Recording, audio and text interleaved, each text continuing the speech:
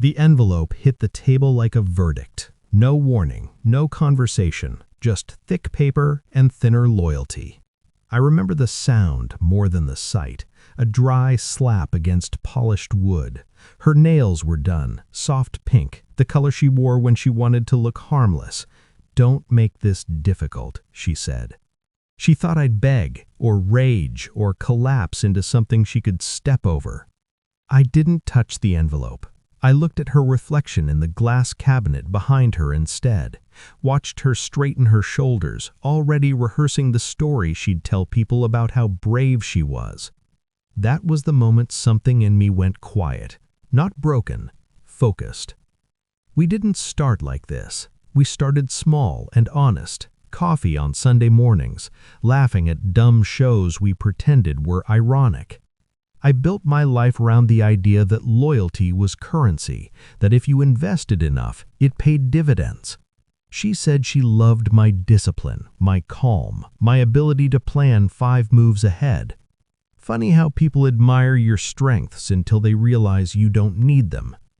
We built the marriage the way you build a house you think you'll die in, slowly, carefully, every decision signed by both of us. She watched me work late nights, watched me turn a modest consulting firm into something that hummed even when I slept.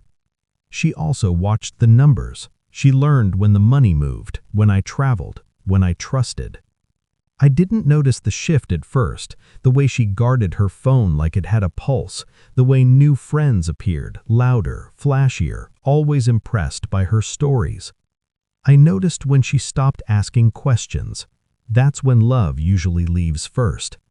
The truth didn't arrive with fireworks. It slipped in quietly, like most dangerous things. A missed call she forgot to delete, a name saved under a woman's contact photo, a charge on a card we didn't use for dinners.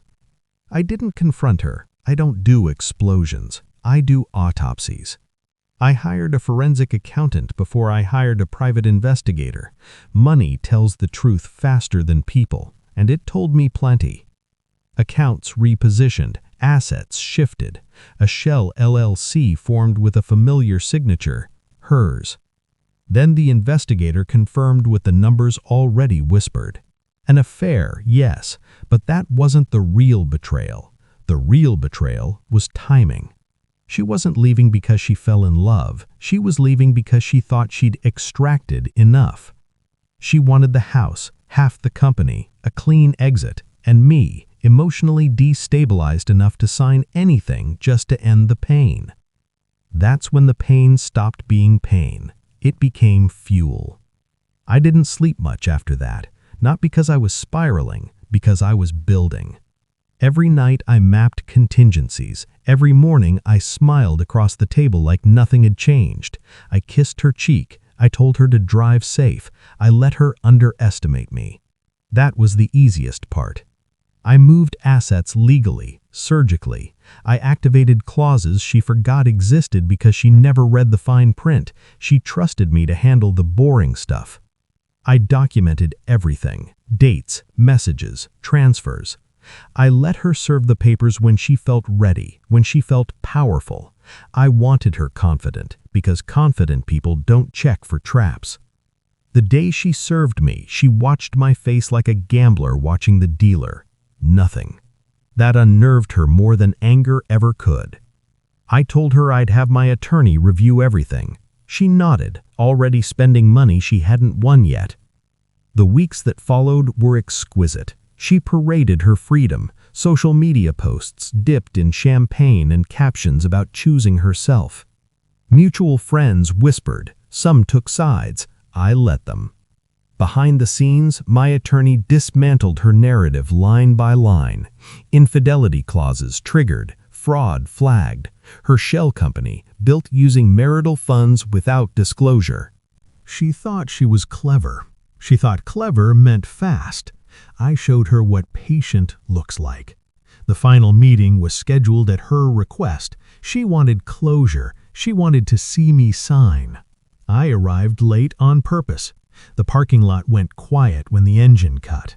A Corvette Z06 doesn't ask for attention, it assumes it. I stepped out slow. Calm, tailored suit, no tie. The kind of look that says, I didn't rush, life made room for me. She was already there, papers in hand. Her confidence cracked the moment she saw the car. Just a hairline fracture, but I saw it. She hadn't known. She didn't know about the acquisition, the buyout, the fact that the company she thought she'd gutted had doubled in valuation after I quietly exited day-to-day operations months earlier. She didn't know I'd already won. Inside the conference room, I didn't argue, I didn't negotiate, I didn't flinch. I flipped to the signature page and signed, clean, decisive. Then I slid my folder across the table. Her smile froze as she opened it. Evidence, financial statements, investigator reports, a timeline she couldn't rewrite. Her lawyer stopped breathing. That's when I spoke. Your terms are accepted, I said. Mine were already in force. The room tilted, not for me, for her. She tried to speak, tried to cry, tried to pivot. I stood. I hope he was worth it, I said quietly. You lost more than you realize. And I walked out. Assets frozen, accounts reversed. Her reputation, so carefully curated, collapsed under the weight of facts. Friends stopped calling. The affair partner disappeared when the lifestyle did. She tried to reach me once, late, desperate. I didn't answer. I don't collect apologies from people who calculated my pain. Now, when I think back to that envelope hitting the table, I don't feel anger. I feel gratitude. She showed me exactly who she was before I wasted another year protecting her image. I didn't win because I was ruthless. I won because I stayed calm long enough to let the truth do its work. Some people leave to break you. Others leave because they never owned you to begin with. I signed the papers, I drove away, and I never looked back.